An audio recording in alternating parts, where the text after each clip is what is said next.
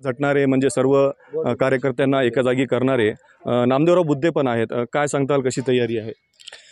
दादा, लोह्यामध्ये प्रथमच लोह्याच्या इतिहासामध्ये पहिली वेळस असे भव्यदिव्य असे बौद्ध धम्म परिषदेचं नियोजन करण्यात आलेलं आहे.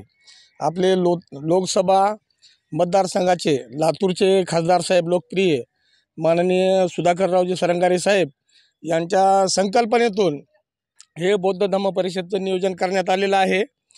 तसेच लोह्याचे माजी उपनगराध्यक्ष छत्रपती दादा धुतमल, बालाजी खिल्लारे यांच्या नेतृत्वाखाली सर्व टीम कामाला लागलेली आहे.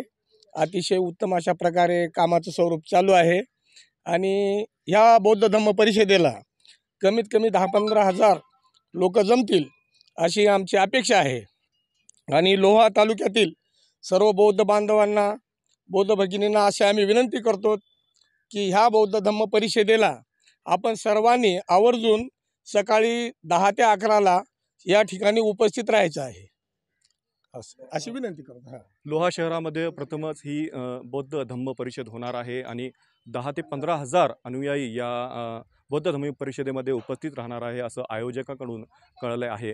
हा व्हिडिओ तुम्हाला कसा वाटला याची प्रतिक्रिया अवश्य कॉमेंट बॉक्समध्ये नोंदवा. तुम्ही पाहत होता दैनिक जनतेचे मत माझे मत या वर्तमानपत्राचे सोशल मीडिया माध्यम जनतेचे मत लाईव्ह. पाहत राहा जनतेचे मत लाईव्ह.